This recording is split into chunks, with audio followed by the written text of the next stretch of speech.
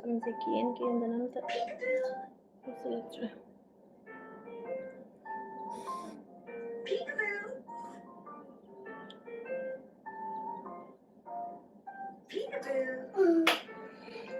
kana leige mayam asabse kamai khangarige kanamta laktri ai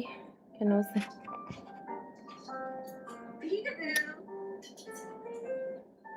pillow cover hapsani is ila kanda oina wari satai aise life lakpa se matam se mila go oina wari saran kana sangnaraptoi ba aina sai thabak loisalaga budi lakani haibani sabsidane thabak se loiba ngamdre masi se rang thang gi chanu pa se ningai tawdana unghan bije mapan thuk thembo udre tona ungda hanjamdana masi se dan lukka se puthoga photokpagi thabak kara kalle thabak se loidri sairi room ga se hi Derek hai se ichi oidoi inau nupi ni haina ti haidi comment do pabadadi nupi ni haina di khangba ngame akhoi mo humak tasu comment tawrakpani ado ming se Derek haina thulak pasidane khara confuse oibane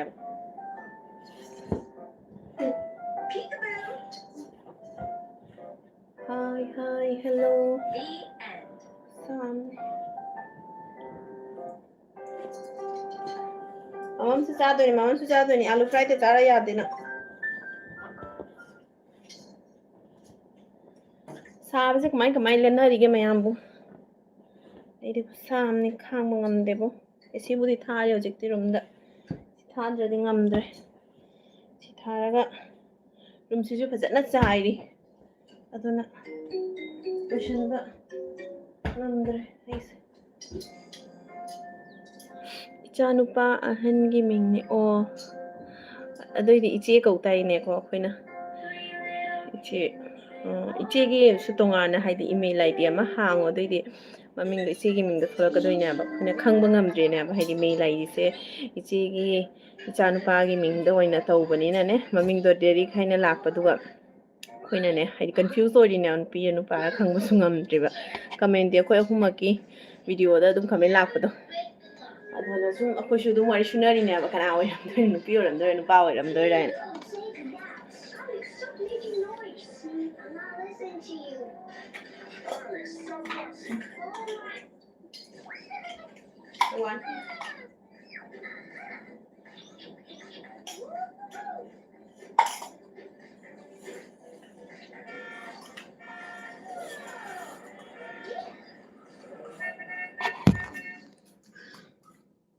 sai hujik se yam sai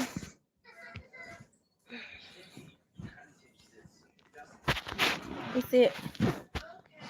life na se chanu pa tum khraga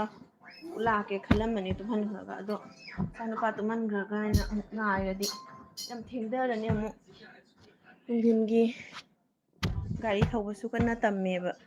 aiga khoi kutubi ga se aduna gari thauba tambagi matamuk yaurani adagi mo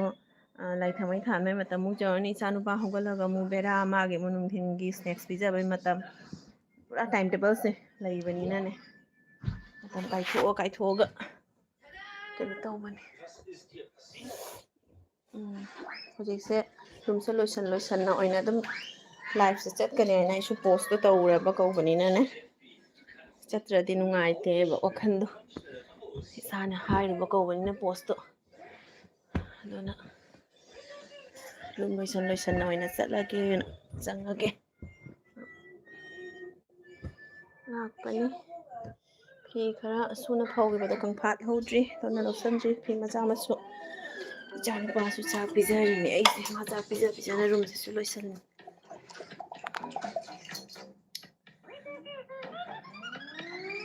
susi chingam kari mathel charage icha hai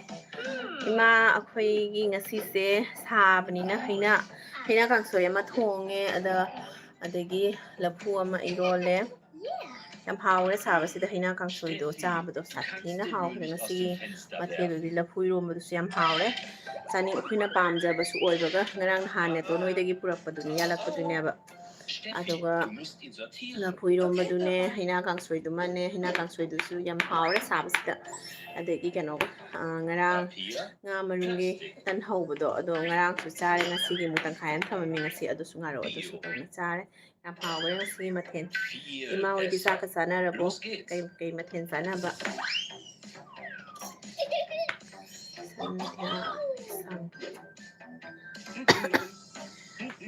I am very happy to see you there. Sandhya nang ngasai aigi post comment am tawrakpani comment tawraga amta khumbirakte aduna kai phangarwaina kari khumdaba yawi aisu haidi khangba ngamdreba chitharambasu jai aido comment to mayam lakpado aina haidi ꯁꯪꯕ ꯀꯥꯟꯗꯅꯦ ꯑꯩꯁꯦ ꯌꯥꯝ ꯆꯤꯜꯂꯦꯅ ꯍꯥꯏꯕꯩꯁꯨ ꯅꯠꯇꯦꯕꯀꯣ ꯑꯗꯨꯝ ꯈꯔꯗꯤ ꯆꯤꯜꯂꯦꯅꯀꯣ ꯑꯉꯥꯡ ꯆꯦꯟꯕꯅꯤꯅ ꯑꯗꯨꯅꯅꯦ ꯆꯪꯉꯨꯕ ꯀꯥꯟꯗ ꯀꯃꯦꯟꯁꯦ ꯄꯨꯝꯅꯃꯛ ꯆꯤꯡꯊꯔꯒ ꯑꯃꯃꯝ ꯑꯗꯨꯝ ꯔꯤꯄ꯭ꯂꯥꯏꯁꯦ ꯄꯤꯌꯦꯕꯀꯣ ꯑꯗꯨꯗꯒꯤ ꯑꯃꯨꯛ ꯁꯣꯝꯗ ꯆꯠꯇꯕ ꯖꯥꯗ ꯁꯣꯝꯗ ꯇꯧꯗꯕ ꯖꯥꯗ ꯊꯕꯛꯇꯣ ꯑꯗꯨꯝ ꯇꯧꯗꯕ ꯖꯥꯗ ꯑꯣꯏꯔꯒ ꯑꯃꯨꯛ ꯔꯤꯄ꯭ꯂꯥꯏꯗꯣ ꯑꯃꯨꯛ ꯄꯤꯕ ꯀꯥꯎꯊꯣꯛꯈꯤꯗꯣꯏꯅꯦꯕ ꯑꯗꯨꯒ ꯑꯗꯨꯝ ꯀꯥꯎꯈꯤꯅ ꯑꯃꯨꯛ ꯄꯤꯗꯕꯁꯨ ꯌꯥꯎꯍꯧꯗꯣꯏꯅꯦꯕ ꯑꯗꯨꯃꯥꯏꯅ ꯆꯤꯊꯍꯧꯕꯁꯨ ꯌꯥꯎꯔꯝꯒꯅꯤ ꯅꯪꯅ ꯍꯥꯏꯕꯗꯣ ꯑꯩꯁꯨ ꯈꯪꯕ ꯉꯝꯗ꯭ꯔꯦ ꯀꯔꯝꯕ ꯀꯃꯦꯟꯅꯣ ꯅꯪꯅ ꯍꯥꯏꯗꯤ ꯑꯩꯅ ꯔꯤꯄ꯭ꯂꯥꯏ ꯄꯤꯕꯤꯔꯛꯇꯦꯅ ꯍꯥꯏꯕꯗꯣ ꯑꯗꯣ ꯑꯗꯨꯝ ꯍꯪꯕꯤꯔꯛꯑꯣ ꯀꯔꯤꯅꯣ ꯑꯩ ꯈꯨꯝꯖꯔꯛꯀꯦ ꯑꯩꯁꯦ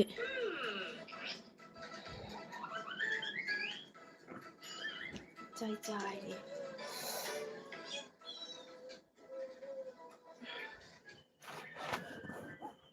ꯀꯗꯥꯏꯗ ꯊꯝꯃꯒ ꯑꯩꯁꯦ ꯇꯧꯗꯣꯏꯅꯣ ꯒ꯭ꯌꯥꯟ ꯃꯦꯟ ꯇꯥꯗ꯭ꯔꯦ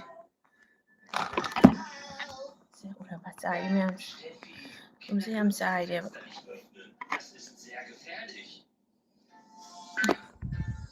ꯅꯨꯡꯉꯥꯏꯗꯧ ꯃꯥꯜꯂꯦ ꯀꯗꯣꯝꯗ ꯊꯝꯗꯣꯏꯅꯣ ꯒ꯭ꯌꯥꯟ ꯇꯥꯗ꯭ꯔꯦ ꯃꯥꯅ ꯄꯤꯖꯕ ꯂꯣꯏꯔ ꯇꯧꯕꯅ ꯐꯗꯣꯔꯤ ꯍꯦꯜꯂꯣ ꯇꯧꯔꯣ ꯍꯦꯜꯂꯣ ꯇꯧꯔꯣ ꯍꯦꯜꯂꯣ ꯇꯧꯔꯣ ꯍꯦꯜꯂꯣ ꯑꯝꯇ ꯇꯧꯊꯣꯛꯑꯣ ꯍꯦꯜꯂꯣ ꯑꯝꯇ ꯇꯧꯊꯣꯛꯑꯣ ꯍꯦꯜꯂꯣ ꯍꯥꯏꯔꯣ ꯍꯦꯜꯂꯣ ꯍꯥꯏꯔꯣ hello ꯍꯥꯏꯗꯣꯛꯑꯣ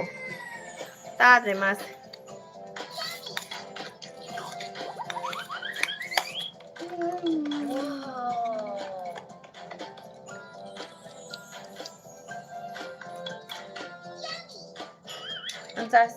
Ich mag Schokolade. Steffi, was denkst du? Welche... Steffi? Hey? Huh? Huh?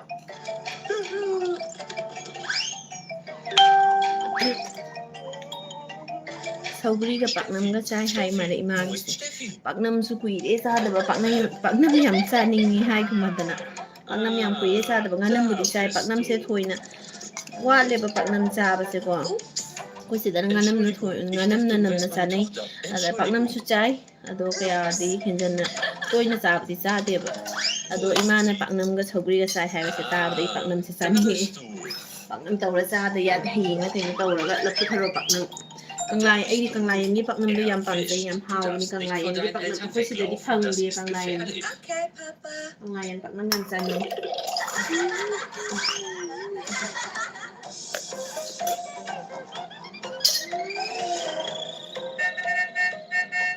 Danke, Papa, für die Sicherheitsregeln. Gern geschehen, Steffi. Oh, schau, unser Zuhause.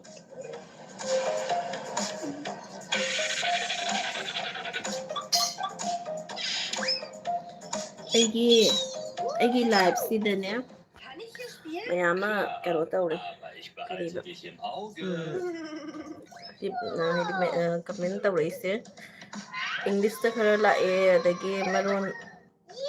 ꯀꯩꯀꯩ ꯃꯔꯣꯟꯗꯅꯣ ꯌꯥꯝ ꯂꯥꯛꯑꯦ ꯑꯗꯨꯅ ꯒ꯭ꯌꯥꯟ ꯇꯥꯕ ꯐꯪꯗ꯭ꯔꯦ ꯑꯩꯁꯨ ꯀꯃꯥꯏꯅ ꯇꯧꯔꯦ ꯁꯦꯠꯇꯤꯡꯗ ꯇꯧꯈꯤꯔꯥ ꯀꯃꯥꯏꯅ ꯑꯣꯏꯔꯤꯕ ꯈꯪꯗ꯭ꯔꯦ ꯈꯔ ꯑꯃꯗꯤ ꯑꯗꯨꯝ ꯃꯩꯇꯩꯔꯣꯟꯗ ꯂꯥꯛꯑꯦ ꯑꯗꯨꯒ ꯑꯌꯥꯝꯕꯅꯗꯤꯅꯦ ꯃꯔꯣꯟꯁꯦ ꯇ꯭ꯔꯥꯟꯁꯂꯦꯠ ꯇꯧꯕ ꯌꯥꯕ꯭ꯔꯥ ꯈꯪꯗꯦ ꯑꯣ ꯄ꯭ꯔꯦꯃꯤꯂꯥꯅ ꯍꯥꯏꯔꯛꯏꯁꯦ ꯆꯦ ꯅꯨꯡꯁꯥ ꯁꯥꯕ꯭ꯔꯣ ꯌꯥꯝ ꯁꯥꯊꯤꯅ ꯁꯥꯏꯌꯦ ꯄ꯭ꯔꯦꯃꯤꯂꯥ ꯏꯅꯥꯎꯄꯤ ꯁꯥꯊꯤꯅ ꯁꯥꯏ ꯉꯁꯤꯅ ꯑꯃꯨꯛ ꯍꯦꯜꯂꯤ ꯅꯍꯥꯟꯋꯥꯏꯗꯩ ꯁꯥꯕꯗꯣ ꯉꯔꯥꯡꯁꯨ ꯁꯥꯏꯌꯦꯕ ꯑꯗꯣ ꯉꯔꯥꯡꯗꯤ ꯅꯣꯡ ꯑꯃꯨꯛ ꯆꯨꯔꯨꯔꯦ ꯅꯣꯡꯁꯦ ꯆꯨꯔꯨꯕꯗꯒꯤ ꯈꯔ ꯑꯃꯨꯛ ꯏꯪꯊꯈ꯭ꯔꯦꯕ ꯉꯔꯥꯡ ꯐꯖꯅ ꯅꯣꯡ ꯍꯌꯦꯡꯉꯩ ꯑꯩ ꯉꯁꯤꯒꯤ ꯑꯌꯨꯛꯀꯤ ꯚꯤꯗꯤꯑꯣ ꯑꯞꯂꯣꯗ ꯇꯧꯈꯤꯕꯗꯣ ꯑꯗꯨꯝ ꯎꯔꯝꯒꯅꯤ ꯉꯔꯥꯡꯒꯤ ꯅꯣꯡ ꯈꯨꯆꯨꯗꯣ ꯁꯥꯊꯤꯅ ꯀꯟꯅ ꯆꯨꯈꯤ ꯅꯣꯡꯁꯦ ꯌꯥꯝ ꯍꯥꯏꯁꯤꯅ ꯕꯨꯛ ꯕꯨꯛ ꯕꯨꯛ ꯂꯥꯎꯏ ꯐꯥꯒꯤ ꯍꯥꯏꯖꯟꯅꯕ ꯅꯠꯇꯦ ꯃꯃꯥ ꯆꯥꯅꯤꯡꯗ ꯅꯪ ꯆꯥꯎ ꯑꯗꯨꯃꯥꯏꯅ ꯆꯨꯈꯤꯕꯒꯤ ꯃꯇꯨꯡꯗꯒꯤꯗꯤ ꯈꯔ ꯏꯪꯊꯈ꯭ꯔꯦ ꯑꯗꯣ ꯉꯁꯤꯗꯤ ꯅꯣꯡꯁꯨ ꯆꯨꯗꯦ ꯅꯨꯡꯁꯤꯠꯁꯨ ꯁꯤꯠꯇꯦ ꯂꯤꯔꯤ ꯂꯤꯔꯤꯕꯨꯗꯤ ꯁꯤꯠꯂꯦꯕ ꯑꯩ ꯆꯥꯅꯤꯡꯗꯦꯕ ꯃꯃꯥ ꯆꯥꯅꯤꯡꯗꯦꯕ ꯍꯥꯎꯏꯗ ꯑꯗꯨꯅ ꯅꯨꯡꯁꯥꯁꯦ ꯌꯥꯝ ꯁꯥꯊꯤꯅ ꯁꯥꯔꯤ ꯍꯧꯖꯤꯛꯁꯦ ꯁꯥꯊꯤꯅ ꯁꯥꯔꯤ ꯑꯩ ꯐꯃꯨꯡꯒꯁꯦ ꯗꯥꯟꯂꯣꯞꯀꯁꯦ ꯐꯧꯗꯣꯛꯄꯅꯤꯅ ꯉꯁꯤꯁꯦ ꯐꯤ ꯃꯣꯝꯄꯥꯛꯄꯤꯗꯛꯁꯨ ꯁꯨꯕ ꯈꯣꯠꯄ ꯐꯤꯁꯨ ꯈꯔ ꯁꯨꯔꯦ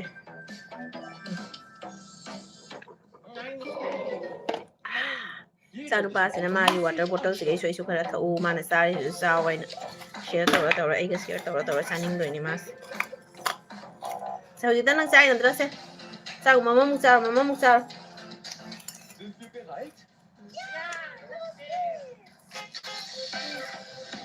ꯅꯨꯡꯁꯤꯕꯅ ꯁꯅꯥꯊꯣꯏꯁꯦ ꯆꯨꯞꯈꯥꯏꯅꯤꯡꯉꯦ ꯄꯤꯡꯀꯤꯅ ꯆꯨꯞꯈꯥꯏꯔꯣ ꯂꯥꯛꯑꯣ ꯆꯨꯞꯈꯥꯏꯁꯦ ꯌꯥꯝ ꯆꯨꯞꯈꯥꯏꯕꯗꯤ ꯌꯥꯗꯦꯀꯣ ꯍꯥꯏꯗꯤ ꯆꯤꯛꯁꯇꯇꯪ ꯆꯥꯏꯌꯦꯕ ꯑꯉꯥꯡ ꯆꯨꯞꯄꯁꯦ ꯆꯤꯛꯁꯇꯕꯨꯗꯤ ꯆꯥꯏ ꯑꯇꯩꯗꯤ ꯌꯥꯗꯦꯕꯀꯣ ꯑꯗꯨꯅꯤ ꯃꯟꯊꯧꯒꯤ ꯃꯇꯥꯡꯗ ꯍꯪꯈꯤꯕ ꯅ꯭ꯌꯨꯁ ꯏꯅꯝꯃ ꯍꯣꯏ ꯑꯣ ꯆꯨꯝꯃꯤ ꯆꯨꯝꯃꯤ ꯅꯪꯅꯅꯤꯀꯣ ꯍꯪꯉꯤꯗꯣ ꯑꯗꯨꯗꯣ ꯃꯤ ꯑꯌꯥꯝꯕ ꯃꯤꯅ ꯍꯪꯅꯔꯛꯑꯦꯕꯀꯣ ꯍꯣꯏ ꯃꯌꯥꯝꯁꯨ ꯈꯪꯅꯤꯡꯉꯤꯅꯤꯅꯀꯣ ꯑꯩꯈꯣꯏꯗ ꯚꯤꯗꯤꯑꯣ ꯑꯞꯂꯣꯗꯇꯣ ꯇꯧꯔꯕꯅꯤꯅꯀꯣ ꯑꯩꯈꯣꯏꯒꯤ ꯐꯦꯃꯤꯂꯤꯁꯦ ꯂꯣꯏꯅ ꯃꯌꯥꯝꯅ ꯈꯪꯅꯔꯕ ꯎꯅꯔꯕ ꯀꯧꯕꯅꯤꯅ ꯃꯤ ꯍꯥꯏꯗꯤ ꯃꯌꯥꯝ ꯌꯦꯡꯅꯔꯤꯕ ꯃꯌꯥꯝ ꯄꯨꯝꯅꯃꯛꯅ ꯈꯪꯗꯕꯁꯤꯡꯗꯨꯗꯤ ꯂꯣꯏꯅ ꯈꯪꯅꯤꯡꯉꯤꯅꯦꯕꯀꯣ ꯑꯗꯨꯗꯣ ꯑꯩꯅꯦ ꯃꯇꯥꯡ ꯆꯥꯕ ꯑꯝꯗ ꯅꯪꯒꯤ ꯀꯃꯦꯟꯇꯨꯒꯁꯨ ꯍꯥꯏꯈ꯭ꯔꯕꯅꯦꯕ ꯃꯇꯥꯡ ꯆꯥꯕ ꯑꯝꯗ ꯃꯥꯟꯙꯧꯗ ꯍꯥꯏꯍꯜꯂꯛꯑꯒꯦ ꯃꯥꯟꯙꯧꯗ ꯑꯩꯅ ꯋꯥꯔꯤꯗꯣ ꯇꯧꯕꯨꯗꯤ ꯇꯧꯔꯦ ꯀꯃꯦꯟꯇꯣ ꯄꯥꯔꯒ ꯇꯥꯍꯜꯂꯦꯕ ꯑꯗꯣ ꯃꯥꯟꯙꯧꯅ ꯍꯧꯖꯤꯛꯁꯦ ꯁꯥꯔꯤ ꯅꯣꯡꯃ ꯃꯇꯥꯡ ꯆꯥꯕ ꯑꯝꯗ ꯍꯥꯏꯗꯤ ꯗꯤꯟꯒꯁꯨ ꯈꯤꯇꯪ ꯍꯥꯏꯗꯤ ꯏꯪꯂꯤ ꯇꯧꯕ ꯗꯤꯟ ꯑꯝꯗꯅꯦ ꯐꯖꯅ ꯇꯧꯅ ꯐꯝꯃꯒ ꯋꯥꯔꯤꯗꯣ ꯍꯥꯏꯔꯛꯑꯒꯦ ꯃꯥꯟꯙꯧꯅ ꯑꯗꯨꯅ ꯃꯥꯟꯙꯧꯅ ꯑꯣꯏꯅ ꯍꯥꯏꯔꯒꯦꯅ ꯍꯥꯏꯔꯕꯅꯤꯅꯅꯦ ꯑꯗꯨꯒꯤ ꯃꯇꯥꯡꯗ ꯑꯩ ꯅꯣ ꯀꯃꯦꯟ Los geht's! Alex, warte! Du hast vergessen, deinen Sicherheitsgurt anzulegen. Nein, ich will nicht. ꯑꯕꯨꯡꯉꯣꯁꯦ ꯆꯍꯤ ꯀꯌꯥ Lass dich ꯁꯨꯔꯒꯦ anschneiden. ꯏꯆꯦ ꯑꯩꯒꯤ ꯏꯆꯥꯅꯨꯄꯥꯁꯦ ꯆꯍꯤ ꯑꯍꯨꯝꯒ ꯊꯥ ꯃꯥꯁꯦ ꯍꯟꯗꯛ ꯑꯦꯄ꯭ꯔꯤꯜꯗ ꯑꯣꯏꯈꯤꯕꯅꯦꯕ ꯆꯍꯤ ꯑꯍꯨꯝꯁꯦ ꯀꯝꯄ꯭ꯂꯤꯠ ꯑꯦꯄ꯭ꯔꯤꯜꯒꯤ ꯇꯥꯡ 24ꯗ ꯆꯍꯤ ꯑꯍꯨꯝ ꯀꯝꯄ꯭ꯂꯤꯠ ꯑꯣꯏꯈꯤꯕꯅꯤ ꯑꯗ ꯍꯧꯖꯤꯛ ꯆꯍꯤ ꯑꯍꯨꯝꯒ ꯊꯥ ꯑꯍꯨꯝ ꯈꯔ ꯍꯦꯜꯂꯦ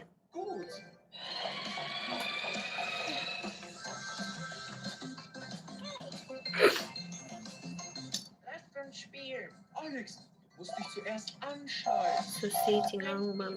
ꯉꯔꯥꯡ ꯀꯃꯦꯟ ꯄꯤꯈꯤꯕꯅꯤ ꯅꯣꯏ ꯅꯆꯤꯜ ꯅꯅꯥꯎꯁꯤꯡꯒꯤ ꯆꯦꯅꯦꯜꯗꯁꯨ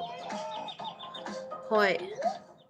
ꯑꯩꯈꯣꯏ ꯑꯍꯨꯝꯃꯛ ꯌꯨꯇꯨꯕꯁꯦ ꯄꯥꯏꯔꯕꯅꯤꯅꯀꯣ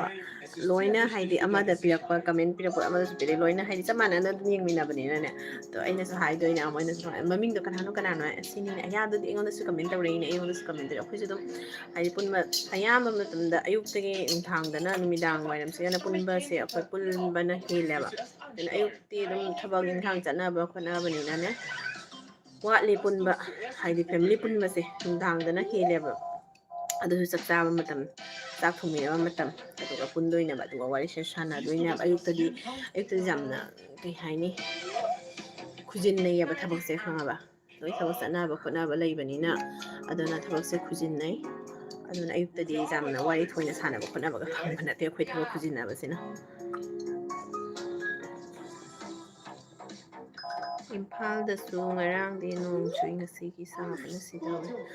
ꯍꯣꯏ ꯉꯔꯥꯡ ꯑꯩꯒꯤ ꯀꯃꯦꯟꯇ ꯅꯣꯡ ꯆꯨꯏ ꯍꯥꯏꯔꯛꯄ ꯅꯠꯇꯦꯀꯣ ꯅꯍꯥꯟꯒꯤ ꯚꯤꯗꯤꯑꯣꯗꯣ ꯑꯗꯨꯃꯥꯏꯅ ꯍꯥꯏꯗꯤ ꯉꯔꯥꯡ ꯑꯌꯨꯛꯇ ꯊꯥꯡꯒꯠꯄꯗ ꯅꯍꯥꯟꯒꯤ ꯚꯤꯗꯤꯑꯣꯗꯨꯗ ꯍꯥꯏꯔꯛꯄꯅꯤ ꯏꯝꯐꯥꯜꯗꯁꯨ ꯌꯥꯝ ꯁꯥꯏꯌꯦꯅ ꯑꯗꯣ ꯉꯔꯥꯡꯗꯤ ꯅꯣꯡ ꯆꯨ ꯏꯝꯐꯥꯜꯗꯁꯨ ꯆꯨꯕꯅꯤ ꯑꯗꯨꯏꯗꯤ ꯏꯆꯦꯁꯦ ꯗꯦꯔꯤꯛ ꯀꯧꯕꯁꯦ ꯏꯆꯦꯒꯤ ꯏꯆꯥꯅꯨꯄꯥ ꯑꯍꯟ ꯑꯗꯨꯏꯗꯤ ꯏꯆꯦꯁꯦ ꯏꯝꯐꯥꯜꯒꯤꯅꯤꯀꯣ ꯏꯝꯐꯥꯜꯁꯦ ꯌꯥꯝꯅꯗꯤ ꯂꯥꯛꯅꯤꯡꯉꯤ ꯏꯝꯐꯥꯜꯁꯦ ꯆꯠꯇ꯭ꯔꯤ ꯑꯩꯁꯨ ꯑꯃꯨꯛ ꯐꯥꯎ ꯏꯝꯐꯥꯜꯁꯦ ꯌꯥꯝ ꯁꯥꯊꯤꯅ ꯆꯠꯅꯤꯡꯉꯦ ꯑꯗꯣ ꯆꯠꯄꯁꯦ ꯍꯦꯛꯇ ꯐꯪꯗꯕ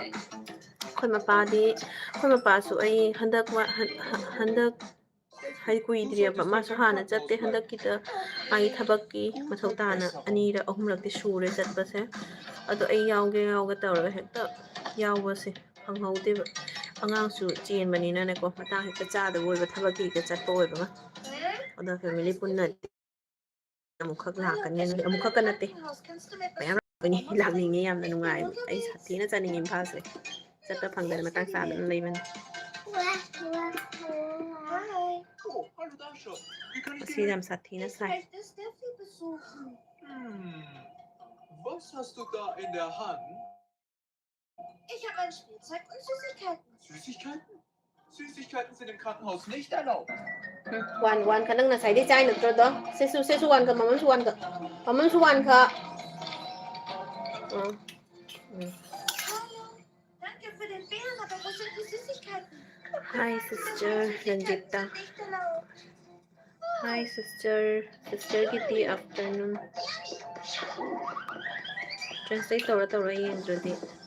Hi sister good afternoon ichanupi di tumkhre yam nusina ichanupa se mama da kizari khara chabiyu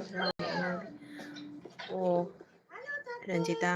Hallo nochmal, Dasha. ichanupi tumkhre ba akhoi ne tumdri se Wieder ein Teddybär. चासु सहित चाजरी मासिंग सुमाइना थेंगना चादेब नुमित खुदिंगी बुदी ngasi se aina thaba khara khujinna bo oibda dona ngasai se aina mayam su chak chaba se watnari akhina hangai ri dum tung 13 makhai hadi baro manu se chak chana to iye ba loina aduga gi ma su pijai ba ma su dum baro sai baro gi se chak se lan se pija bane ba adu Süßigkeiten ngasi sind de schädlich für deine Gesundheit. yummy adu ngasi de chak to thaba tongna na lai rabni na ne thaba to loi da ri chak to chana roi na ai chak to ngol loi chana thamanga adagi mathakta ichanupana mayungdo hansalabani yung famungdane ko ado firon numpa pidaka da sudu oge sudu horage aina chak to lochana thamanga fi do suba kari eba duga karak ko do ma se saklang man ayuk ngasi tan hobi bada tan du yam cha de ma che tang cha tang kai khana bo cha dre Ich habe eine große ma se saklamani aina luraga pija do ngai lamani aina duga tanga ma pija gare tamas mani manga ka ko oigadra ado tanga ma pija raga la hen mene duga ge ai su fi suba khut pasi loraga kumtharaga ai se saklamana lore kanangi cha ka se thi dringai ai hana dum kumthabaga ai hana char mane saklamana lore Hallo ai cha ka Dasha. cha laga ni pang thokla ra ai hana chara doi mayam khonari ne ado loraga ma se pukhalaga ma se ayuktana luja lore so ngang ni na nusa da chi ri khole amu luja bi da ja ra pukhalaga mu luja bi loraga ma se question biraga do lora pija be ngasi se khara thenge no tumbadi ma numit khudingi adum om khai num thingi se tai ba ya te mari ga ta su yawi sum tum da su yawi ma se Warum keine Süßigkeiten?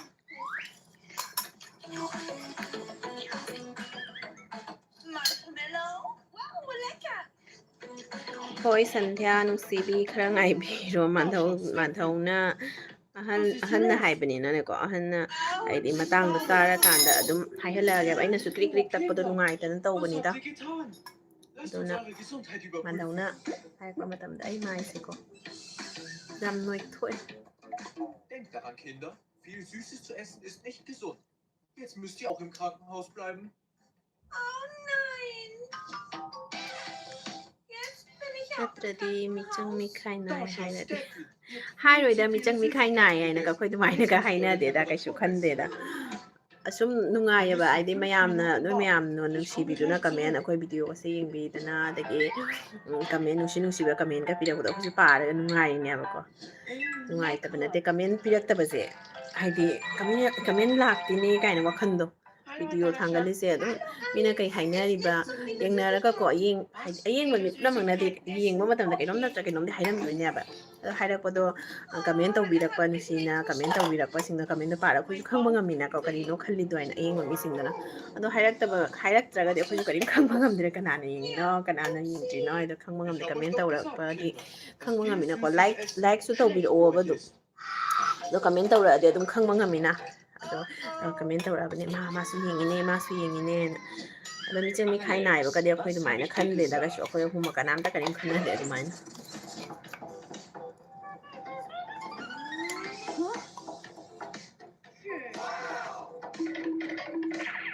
Ich muss die Tür öffnen. Du solltest die Tür nicht für Ay, se Fremde takpa. öffnen. Se, mama sana se. Sa tho se. Nang dum chara garo matam ta. Yenge. Makha tha dan. Wow, es ist Wednesday. Toll, Geheimbox-Lieferung. Yenge.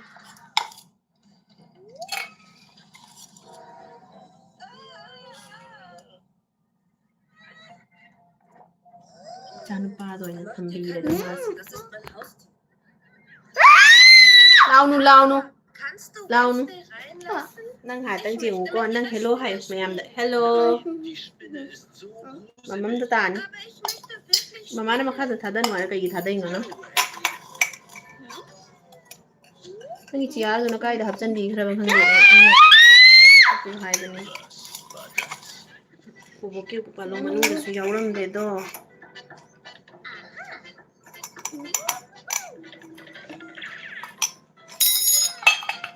Makha da thadan makha da thadara ga phate ba. Cha cha ko kanya ba.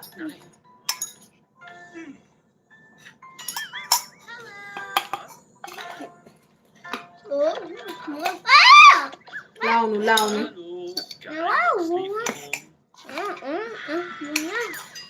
Hallo, schöne Blume.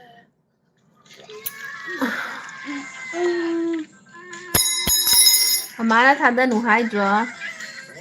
so eine gefährliche Blume. Er ist Eigi gefährlich. Er hat nur ein ichanupa wenig Angst. ahum subaduna Aber ich möchte 2023 mit ihm gi spielen.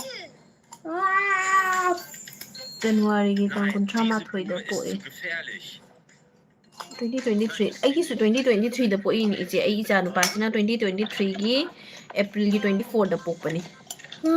adudi iche gi ichanupa atomba ahum suba sina khwai atomba oidoi jala iche gi se adona kharadi halle ichanupa dagi thasing da hanbani chahi dagi handre Kuina 2023 gi April gi date 24 da pokpa noi mo ahum se loina nungsi hoi adumai na adum nungsibiu ahum ang nungsibiu ko ama khatang nungsiba yade ahum ang nungsibiu ado akoi ki inem bo ka inem han ga su mama ga ma dawo so adum ya hon biu nungsiba da Sehr gut. mau manga ma kai no lora mama chaning dra di chaba yaro Lasst uns den Superman-Zauberstab probieren. den makha da thada da na mama na thada nu haidra 3, 4, 5. Inge. Wow, es funktioniert. ka au da ga wing tu le Wer ist da? Ich muss die Tür öffnen.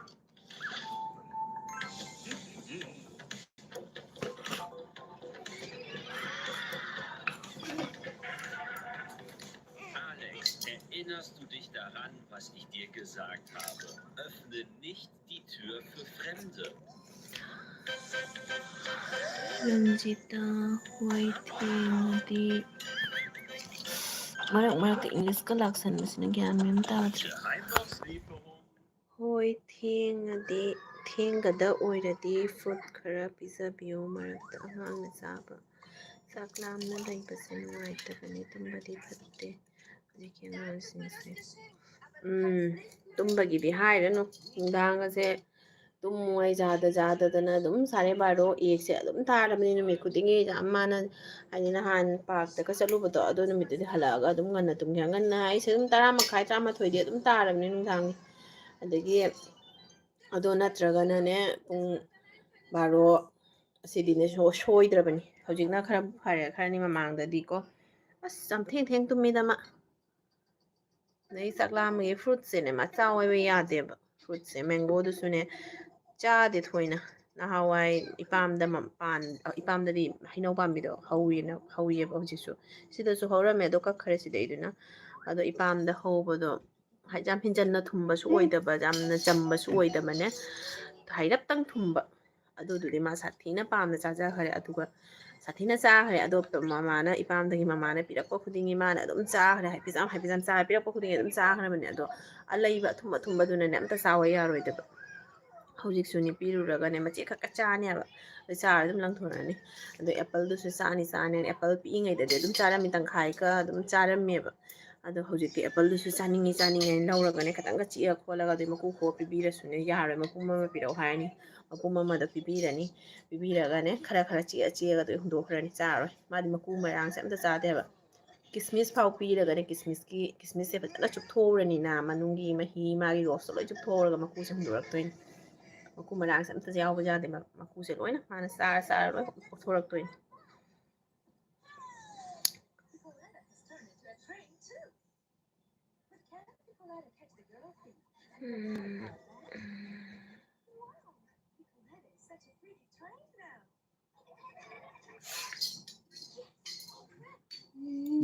ꯌꯦꯡꯕꯗ ꯌꯥꯝꯅ ꯐꯖꯩꯌꯦ ꯑꯗꯨꯕꯨ ꯀꯩꯅꯣꯝꯗꯤ ꯋꯥꯠꯄ ꯃꯥꯜꯂꯦ ꯆꯟꯗꯟ ꯑꯁꯥꯡꯕꯤꯒ ꯊꯤꯟꯕꯗꯤ ꯑꯃꯨꯛ ꯆꯟꯗꯟ ꯊꯤꯟꯕꯁꯦ ꯑꯩꯁꯨ ꯌꯥꯝꯅ ꯄꯥꯝꯖꯩꯌꯦꯕ ꯑꯗꯣ ꯑꯩꯁꯦ ꯍꯨꯃꯥꯡ ꯌꯥꯝ ꯁꯧꯒꯜꯂꯦꯕ ꯑꯩꯁꯦ ꯍꯥꯟꯅ ꯂꯩꯁꯥꯔꯤꯉꯩꯗꯁꯨꯅꯦ ꯂꯨꯍꯣꯡꯕ ꯆꯠꯄꯁꯦꯀꯣ ꯆꯟꯗꯟꯁꯦ ꯊꯤꯜꯂꯒ ꯆꯠꯂꯅꯤꯅꯀꯣ ꯆꯠꯂꯒꯅꯦ ꯌꯨꯝꯗꯒꯤ ꯍꯥꯏꯗꯤ ꯀꯥꯂꯦꯟ ꯊꯥꯒꯨꯝꯕꯗ ꯂꯨꯍꯣꯡꯕ ꯑꯌꯥꯝꯕ ꯌꯥꯎꯅꯩꯅꯀꯣ ꯅꯤꯡꯊꯝꯊꯥꯗ ꯑꯏꯪꯕ ꯃꯇꯝꯗ ꯂꯨꯍꯣꯡꯕꯁꯦ ꯋꯥꯠꯄꯅꯦꯕ ꯑꯗꯣ ꯂꯩꯁꯥꯔꯤꯉꯩꯗꯁꯨ ꯂꯨꯍꯣꯡꯕ ꯆꯠꯄꯁꯦ ꯍꯧꯖꯤꯛ ꯌꯥꯗꯦ ꯂꯨꯍꯣꯡꯕ ꯆꯠꯄꯁꯦ ꯀꯩꯅꯣ ꯇꯧꯗꯣꯏꯅꯦꯕ ꯆꯟꯗꯟꯁꯦ ꯊꯤꯜꯂ ꯊꯣꯛꯑꯅꯤꯅ ꯄꯥꯝꯖꯕꯅꯤꯅꯀꯣ ꯁꯤꯔꯤꯒꯁꯦ ꯀꯥꯡ ꯍꯣꯔ ꯊꯣꯛꯑꯒ ꯑꯩꯈꯣꯏ ꯌꯨꯝꯒꯤ ꯒꯦꯠꯁꯦ ꯂꯥꯟꯕ ꯅꯪꯉꯣꯏꯑꯕ ꯑꯩꯁꯦ ꯑꯗꯨꯝ ꯃꯨꯠꯊꯔꯛꯑꯅꯦꯕ ꯍꯨꯃꯥꯡꯁꯦ ꯌꯥꯝ ꯁꯥꯊꯤꯅ ꯁꯧꯒꯟꯕ ꯑꯩꯁꯦ ꯃꯥꯏꯁꯤꯅ ꯑꯃꯨꯛ ꯍꯦꯜꯂꯦꯕ ꯍꯨꯃꯥꯡ ꯁꯧꯕꯁꯦ ꯑꯗꯨꯅꯅꯦ ꯑꯗꯨꯝ ꯃꯨꯠꯊꯔꯛꯑꯒ ꯑꯗꯨꯝ ꯆꯠꯈ꯭ꯔꯅꯦꯕ ꯁꯥꯎꯅꯤꯡꯗꯣꯏꯕ ꯁꯥꯎꯅꯤꯡꯉꯔꯣꯏꯗꯣꯏꯔꯗꯣ ꯍꯥꯏꯗꯤ ꯌꯥꯝ ꯐꯖꯅ ꯋꯥꯅ ꯇꯧꯅ ꯊꯤꯜꯂꯒ ꯊꯣꯛꯑꯒ ꯂꯨꯍꯣꯡꯐꯝ ꯌꯧꯕꯗꯤ ꯂꯥꯞꯅ ꯊꯝꯈ꯭ꯔꯣ ꯒꯦꯠꯇꯪ ꯌꯧꯕꯗꯅꯦ ꯑꯗꯨꯝ ꯍꯨꯃꯥꯡ ꯊꯣꯛꯂꯛꯇꯅꯅꯦ ꯑꯗꯨꯝ ꯆꯣꯠꯈ꯭ꯔꯅꯦꯕ ꯑꯗꯨꯅ ꯑꯗꯨꯝ ꯌꯥꯗ꯭ꯔꯦ ꯑꯗꯨꯅ ꯐꯦꯕ꯭ꯔꯤꯛ ꯍꯥꯞꯄꯒ ꯊꯤꯟꯕ ꯈꯣꯠꯄꯒꯁꯨ ꯌꯥꯎꯔꯤꯅꯦꯕ ꯑꯩꯁꯦ ꯐꯦꯕ꯭ꯔꯤꯛ ꯍꯥꯞꯄꯒ ꯊꯤꯜꯂꯒꯁꯨꯅꯦ ꯐꯦꯕ꯭ꯔꯤꯛꯇꯨꯁꯨ ꯑꯗꯨꯝ ꯐꯒꯠꯂꯛꯇꯣꯏꯅꯦꯕ ꯌꯥꯗꯦꯕ ꯍꯦꯛꯇ water leh water thau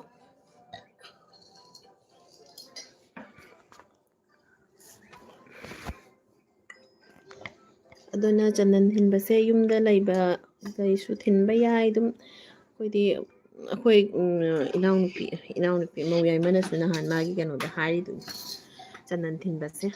ꯑꯌꯨꯛꯇ ꯇꯨꯜꯁꯤ ꯃꯆꯨꯝ ꯊꯛꯑꯒ ꯂꯥꯏ ꯈꯨꯣꯏꯔꯨꯝꯕ ꯈꯨꯗꯤꯡꯒꯤ ꯆꯟꯗꯟꯁꯤꯗꯤ ꯑꯩꯈꯣꯏ ꯃꯧ 5 ꯃꯃꯥꯒ ꯃꯥꯟꯊꯧꯒ ꯄꯨꯜꯂꯒꯅꯤꯀꯣ ꯍꯥꯏꯁꯦ ꯑꯩꯈꯣꯏ 5 ꯊꯤꯜꯂꯦꯕꯀꯣ ꯑꯗꯣ ꯍꯨꯃꯥꯡ ꯁꯧꯒꯜꯂꯤꯗꯅ ꯑꯩꯈꯣꯏꯅ ꯍꯨꯃꯥꯡ ꯁꯧꯕꯁꯤꯅꯅꯦ ꯍꯦꯛꯇ ꯃꯥꯏꯁꯦ ꯇꯩꯊꯣꯛꯄ ꯈꯣꯠꯇꯣꯛꯄꯗ ꯑꯗꯨꯝ ꯆꯠꯈꯤꯗꯣꯏꯕ ꯍꯨꯃꯥꯡꯅꯁꯨ ꯑꯗꯨꯝ ꯆꯦꯟꯊꯈ꯭ꯔꯅꯤꯅ ꯑꯗꯨꯒꯤ ꯑꯗꯨꯝ ꯆꯠꯈꯤꯗꯣꯏꯕ ꯑꯗꯣ ꯊꯑꯣꯏꯅ ꯑꯗꯨꯝ ꯆꯟꯗꯟ ꯊꯤꯟ ꯈꯣꯠꯅ ꯂꯩꯕꯗꯨꯗꯤ ꯂꯩꯇꯦ ꯊꯤꯜꯂꯒ ꯑꯗꯨꯝ ꯆꯠꯈꯤꯑꯕ ꯑꯩꯈꯣꯏ ꯃꯃꯥ ꯏꯅꯦꯝꯕꯣꯛꯁꯨꯅꯦ ꯆꯟꯗꯟ ꯊꯤꯟꯕ ꯌꯥꯝ ꯄꯥꯝꯖꯩ ꯃꯥꯁꯨ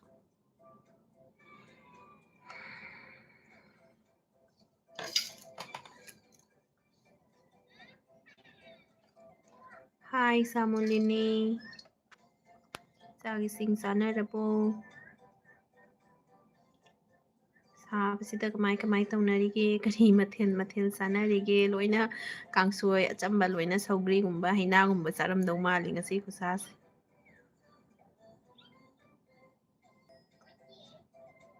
ꯑꯣꯏꯔꯗꯕꯅꯤ ꯉꯝꯗ꯭ꯔꯦ ꯁꯤꯗꯧꯔꯦ ꯃꯣꯏ ꯑꯍꯨꯝ ꯉꯥꯡꯅꯕꯗ ꯀꯣꯛꯀ ꯁꯝ ꯍꯥꯠꯄ ꯉꯝꯗ꯭ꯔꯦ ꯑꯩ ꯏꯇꯣꯝꯇ ꯍꯣꯠꯅꯕꯗ ꯑꯗꯨꯅꯤ ꯏꯆꯦ ꯑꯩꯅꯦ ꯑꯃꯈꯛꯇꯪꯁꯦ ꯍꯣꯠꯅꯕꯗꯅꯦ ꯑꯗꯨꯝ ꯌꯥꯔꯦ ꯑꯩꯗꯤ 3 ꯍꯣꯠꯅꯕꯒ ꯆꯞ ꯃꯥꯟꯅꯗꯧꯅ ꯇꯧ 3ꯒ ꯅꯠꯇꯦ ꯑꯗꯨꯒ 4-5 ꯍꯦꯟꯅ ꯍꯣꯠꯅꯕꯒ ꯆꯞ ꯃꯥꯟꯅꯕꯗꯧꯅ ꯇꯧꯋꯤ ꯑꯗꯨꯅ ꯑꯃꯈꯛꯁꯤꯅ ꯑꯗꯨꯝ ꯌꯥꯔꯦ ꯑꯗꯨꯝ ꯄꯦꯜꯂꯦ ꯍꯥꯏꯁꯤꯅꯤ ꯍꯧꯖꯤꯛꯀꯥꯟꯒꯤ ꯑꯉꯥꯡꯁꯦ ꯀꯩ ꯍꯥꯏꯅꯤ ꯅꯨꯄꯥ ꯈꯪꯗꯦ ꯅꯨꯄꯤ ꯈꯪꯗꯦ ꯂꯣꯏ ꯆꯞ ꯃꯥꯟꯅꯩ ꯍꯧꯖꯤꯛꯀꯥꯟꯒꯤ ꯑꯉꯥꯡ ꯊꯥꯏꯅꯒꯤ ꯑꯉꯥꯡꯁꯤꯡꯒ ꯍꯧꯖꯤꯛꯀ ꯑꯩꯈꯣꯏꯅ ꯑꯉꯥꯡ ꯑꯣꯏꯔꯤꯉꯩꯒ ꯍꯧꯖꯤꯛꯀꯁꯦ ꯌꯥꯝ ꯁꯥꯊꯤꯅ ꯈꯦꯠꯅꯩ ꯑꯗꯨꯅ ꯑꯉꯥꯡ ꯍꯣꯠꯅꯕꯁꯦ ꯆꯥꯎꯈ꯭ꯔꯕ ꯗ꯭ꯌꯨꯇꯤ ꯑꯃꯅꯤ ꯑꯉꯥꯡ ꯍꯣꯠꯅꯗꯣꯏ ꯁꯔꯨꯛ ꯌꯨꯝꯒꯤ ꯊꯕꯛ ꯂꯣꯏꯅ ꯁꯨꯖꯒꯦ ꯍꯥꯏꯗꯨꯅꯤ ꯑꯗꯨꯅ ꯌꯥꯔꯦ ꯑꯃꯅ ꯑꯗꯨꯝ ꯄꯦꯜꯂꯦ ꯍꯥꯏꯗꯨꯅꯤ ꯌꯥꯝ ꯁꯥꯊꯤꯅ ꯋꯥꯏꯑꯦ ꯁꯝ ꯍꯥꯠꯄꯩ ꯃꯇꯝꯐꯥꯎ ꯐꯪꯗꯕꯅꯤ ꯑꯣꯏꯕ ꯑꯩꯈꯣꯏ ꯑꯃꯈꯛꯇꯪꯁꯤꯐꯥꯎ ꯍꯣꯠꯅꯕꯗ ꯐꯪꯗꯦ ꯏꯆꯦꯗꯤ 3 ꯍꯣꯠꯅꯕꯅꯤ나 ꯉꯔꯥꯡꯒꯤ ꯑꯩꯈꯣꯏ ꯁꯅꯥꯅ ꯆꯥꯛꯈꯨꯝꯗ ꯆꯥꯛ ꯊꯣꯡꯕꯗ ꯚꯤꯗꯤꯑꯣ ꯂꯧꯈꯤꯕꯅꯤ ꯃꯥ ꯚꯤꯗꯤꯑꯣꯗꯣ ꯑꯞꯂꯣꯗ ꯇꯧꯔꯛꯇ꯭ꯔꯤ ꯃꯥꯜꯂꯦ ꯃꯥꯒꯤ ꯚꯤꯗꯤꯑꯣꯗ ꯀꯃꯦꯟ ꯇꯧꯔꯛꯑꯦ ꯑꯗꯣ ꯏꯆꯦ ꯑꯣꯏꯔꯝꯃꯅꯤ ꯁꯣꯏꯗꯅ ꯏꯆꯥ 3 ꯄꯣꯛꯑꯦ ꯅꯨꯄꯥ ꯉꯥꯛꯇ 3 ꯄꯣꯛꯑꯦ ꯍꯥꯏꯕꯗꯣ ꯑꯩꯈꯣꯏ ꯏꯀꯨꯕꯣꯛꯅ ꯌꯥꯝ ꯐꯖꯕ ꯅꯨꯡꯁꯤꯕ ꯀꯃꯦꯟ ꯔꯤꯄ꯭ꯂꯥꯏ ꯌꯥꯝ ꯄꯤꯈ꯭ꯔꯕꯅꯦ ꯑꯩꯈꯣꯏ ꯀꯨꯇꯨꯕꯤꯅ ꯂꯩꯁ ꯂꯩꯀꯣꯜ ꯆꯦꯅꯦꯜꯗꯣ ꯃꯥꯒꯤ ꯑꯗꯨꯒ ꯑꯞꯂꯣꯗ ꯇꯧꯔꯛꯄꯗ ꯎꯕ ꯐꯪꯒꯅꯤ ꯇꯥꯕ ꯐꯪꯒꯅꯤ ꯄꯄꯥꯅ ꯀꯔꯤ ꯍꯥꯏꯈꯤꯕ ꯈꯣꯠꯈꯤꯕꯗꯣ ꯌꯥꯝ ꯅꯨꯡꯁꯤꯕ ꯍꯥꯏꯕꯤꯈ꯭ꯔꯕꯅꯤ